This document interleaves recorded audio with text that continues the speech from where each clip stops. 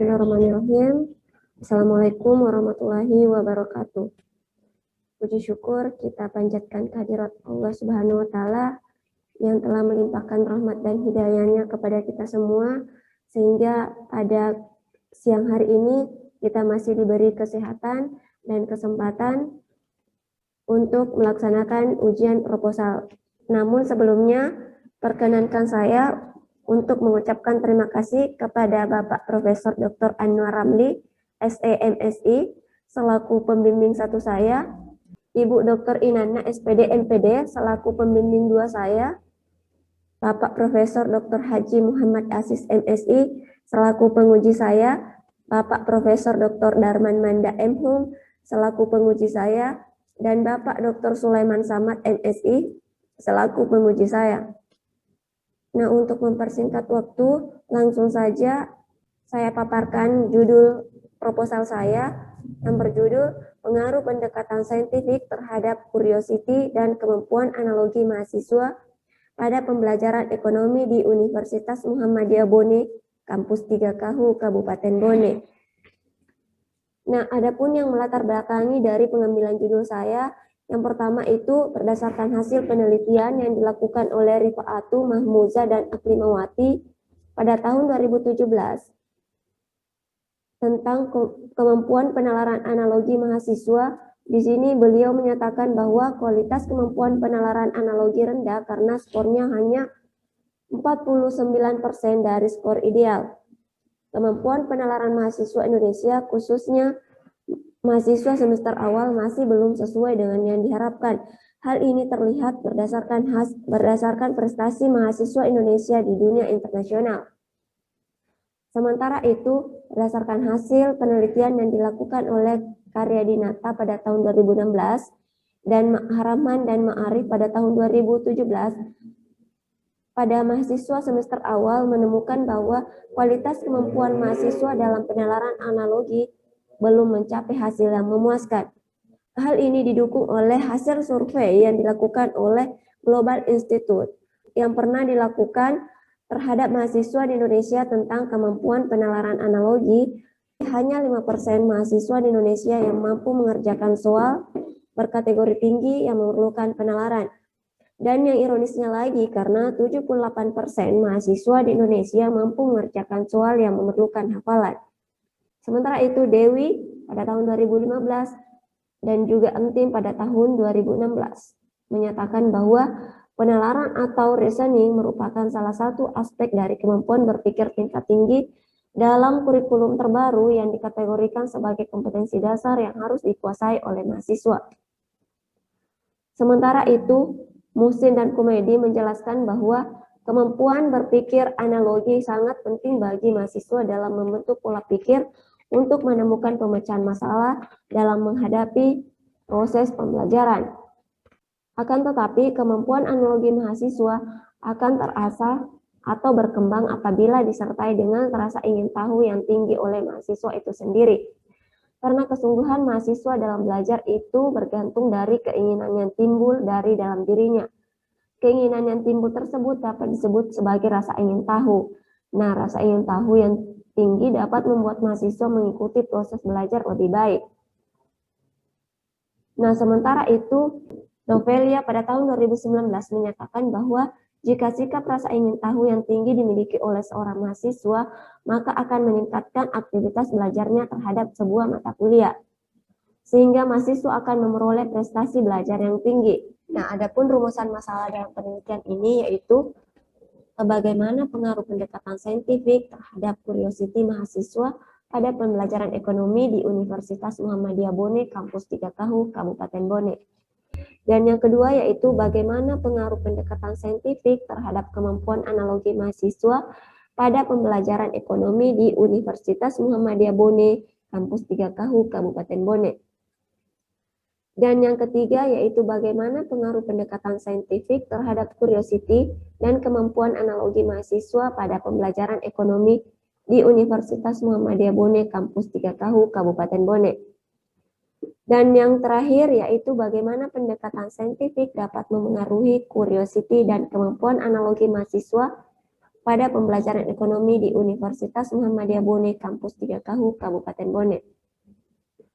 Nah, merujuk dari permasalahan yang ada, maka adapun tujuan penelitian ini yaitu untuk mengetahui bagaimana pengaruh pendekatan saintifik terhadap curiosity mahasiswa pada pembelajaran ekonomi di Universitas Muhammadiyah Bone, Kampus 3 Kahu, Kabupaten Bone. Dan yang kedua yaitu untuk mengetahui bagaimana pengaruh pendekatan saintifik terhadap kemampuan analogi mahasiswa pada pembelajaran ekonomi di Universitas Muhammadiyah Bone, Kampus 3 Kahu, Kabupaten Bone. Dan yang ketiga yaitu untuk mengetahui bagaimana pengaruh pendekatan saintifik terhadap curiosity dan kemampuan analogi mahasiswa pada pembelajaran ekonomi di Universitas Muhammadiyah Bone, Kampus 3 Kahu, Kabupaten Bone. Dan yang keempat yaitu untuk mengetahui bagaimana pendekatan saintifik dapat memengaruhi curiosity dan kemampuan analogi mahasiswa pada pembelajaran ekonomi di Universitas Muhammadiyah Bone, Kampus 3 Kahu, Kabupaten Bone. Nah, adapun kajian teori dalam penelitian ini, yang pertama yaitu pendekatan saintifik.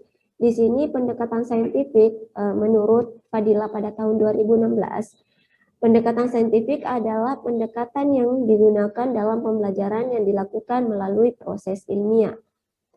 Dan kajian teori yang kedua terkait curiosity atau rasa ingin tahu, Winarni pada tahun 2016 menyatakan bahwa curiosity merupakan cara berpikir, sikap, dan perilaku yang mencerminkan penasaran. Kemampuan analogi menurut Dewi pada tahun 2015 dan juga Entin, kemampuan analogi merupakan salah satu aspek dari kemampuan berpikir tingkat tinggi dalam kurikulum terbaru yang dikategorikan sebagai kompetensi dasar yang harus dikuasai oleh mahasiswa. Adapun media pembelajaran yang saya gunakan dalam penelitian ini yaitu media pembelajaran puzzle. Atini menyatakan bahwa media pembelajaran puzzle merupakan salah satu permainan yang dapat digunakan untuk menarik perhatian mahasiswa dalam proses pembelajaran. Ada kerangka pikir penelitian. Kerangka pikir merupakan sintesa tentang hubungan antar variabel yang disusun dari berbagai teori yang telah dideskripsikan. Kerangka pikir dalam penelitian ini diawali dengan adanya identifikasi permasalahan yang telah saya temukan dari hasil praobservasi awal dan wawancara yang dilaksanakan di Universitas Muhammadiyah Bone, Kampus 3 Kahu, sehingga diperoleh fakta bahwa rendahnya curiosity dan kemampuan analogi mahasiswa dalam pembelajaran ekonomi. Nah, adapun pendekatan yang digunakan dalam penelitian ini yaitu pendekatan saintifik. Pembelajaran dengan pendekatan saintifik bertujuan untuk membiasakan mahasiswa dalam menggunakan metode ilmiah atau keterampilan proses dalam mempelajari suatu materi.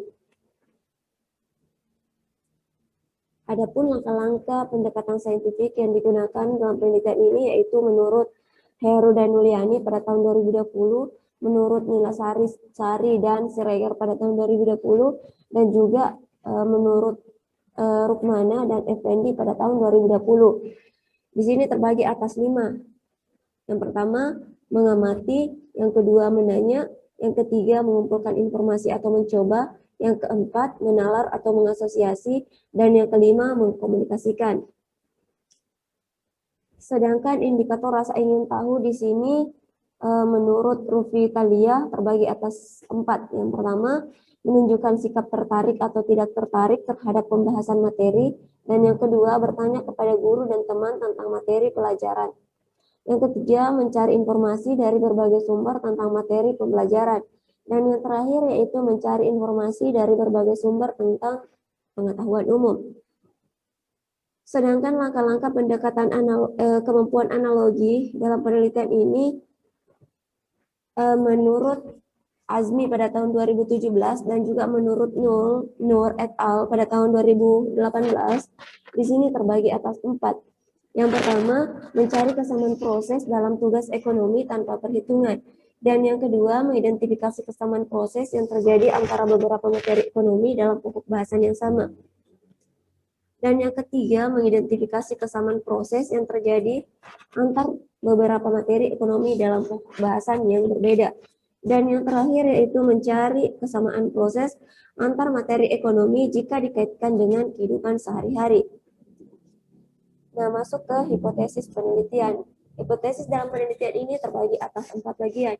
Yang pertama, yaitu diduga ada pengaruh pendekatan saintifik terhadap curiosity mahasiswa pada pembelajaran ekonomi di Universitas Muhammadiyah Bone, Kampus 3KU, Kabupaten Bone.